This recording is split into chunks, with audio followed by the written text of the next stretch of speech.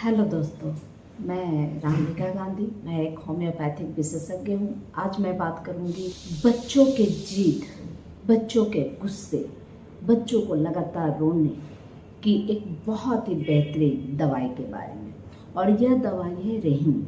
रेह्यूम एक ऐसी दवाई है जो बच्चों के दांत आने के समय होने वाले प्रॉब्लम में बहुत ज़्यादा असरकारक, बहुत ज़्यादा फायदेमंद देखा जाता है। जब बच्चों के दांत आते हैं उस समय खट्टी गंध वाली जब स्टूल होता है, पखाना होता है, वैसी स्थिति में रेह्यूम बहुत अच्छा फायदा करता है।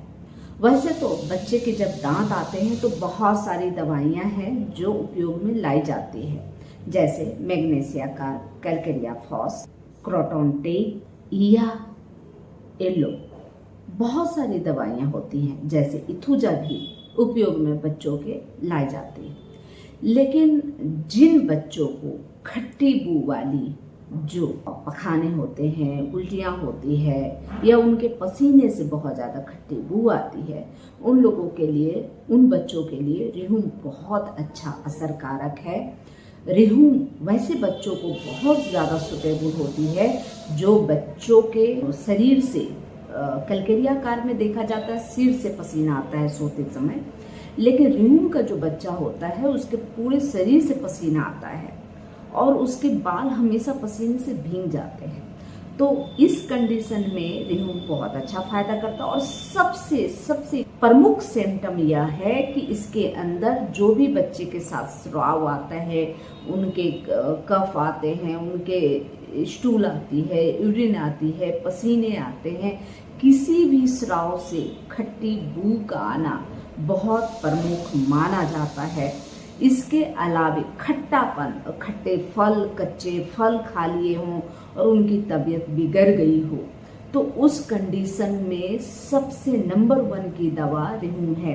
वैसे तो मैग्नीशिया कार भी फायदा करती है ऐसे कंडीशन में जब पखाने से खट्टी बू आती है। कैमोमिला भी बहुत अच्छा वर्क करता है। लेकिन इसके साथ साथ पसीना आना, बच्चा बहुत ज़्यादा जिद्दी स्वभाव का होना, एक खिलौने के लिए वो नाराज होता है और रोना स्टार्ट करता है, चिकना स्टार्ट करता है, फिर वो खिलौने उसे मिल जाते हैं, उसके बावजूद वो खिलौनों से वो संतुष्ट नहीं होता, उसे फेंक देता है और कंटिन्यूअस चिल्लाना शुरू करता है। बहुत जिद्दी बच्चा होता है, बहुत चिड़चिड़ा स्वभाव का होता है और इसमें खट्टेपन देखे जाए तो यह दवाई बहुत अच्छा फायदा करता है। बच्चों के उस कंडीशन में भी बहुत अच्छा फायदा करता है जब बच्चा दिन भर सोता है, रात को रोता है, तो उस कंडीशन में जलापा का भी उपयोग किया जाता है।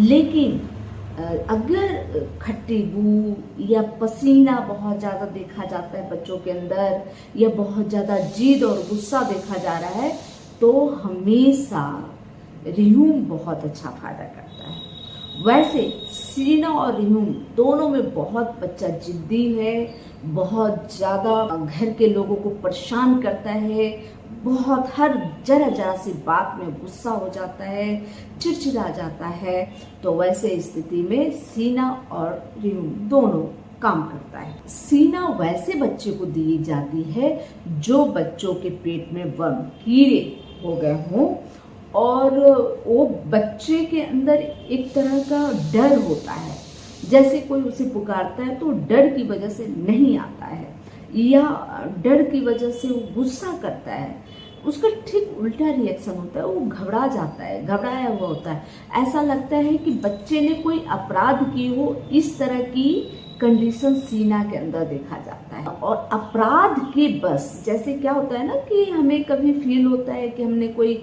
गुनाह किया है तो मन अंदर से खटपट लगता है, गुस्सा आता है, अपने आप में गुस्सा आता है, तो उस तरह का सीना के अंदर गुस्सा देखा जाता है।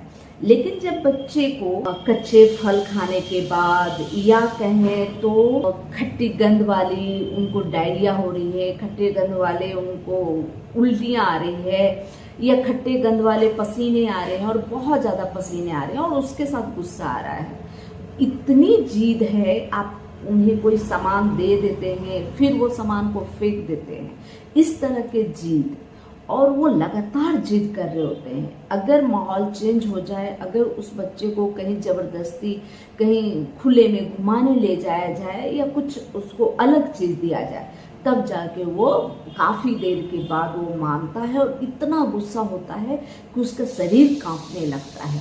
तो अगर इस तरह का गुस्सा देखा जाता है बच्चों के अंदर, तो रिहूम एक बहुत ही अच्छी मेडिसिन है होम्योपैथी जगत में। बच्चे को अगर इस तरह के गुस्से में देख रहे हैं, वो बच्चे के अंदर कुछ इस तरह की तब्दीलियां देख रहे हो, तो हमेशा बच्चे को वक्त रहते आप अपने डॉक्टर से जरूर संपर्क करें, क्योंकि यह हो सकता है उनके अंदर नई कोई बड़ी सी समस्या उभर रही हो और आप उसी बच्चों के जिद या साधारण सी नाराजगी को देखते हुए नजरअंदाज करते हैं, तो यह समस्या धीरे धीरे बढ़ती जाती है। तो इसलिए जब भी इस तरह के बच्चों को प्रॉब्लम हो रही हो, तो आप यथाशीघ्र अपने क्षेत्र के नज़दीकी किसी डॉक्टर से परामर्श जरूर लें, डॉक्टर के संपर्क में जाएं और उनके परामर्श के उपरांत ही दवाई का इस्तेमाल करें। ऐसी स्थिति के लिए होम्योपैथी जगत में बहुत सुगम और सुरक्षित तरीके से ट्रीटमेंट होता है और आप स्वस्थ रह सकते हैं हमेशा के लिए। तो ऐसे बच्चों के लिए आप ट्रीटमेंट कराएं तो होम्योपैथी से मैं रिक्वेस्ट करूंगी कि होम्योपैथी जरूर करवाएं। और सबसे बड़ी चीज़ इसमें देखी जाती है कि यह सुगम भी है, सुरक्षित भी है, किसी तरह का बच्चे पे साइड इफेक्ट भी नहीं देती और बच्चा स्वस्थ रहता है और जल्दी से ही ठीक हो जाता है।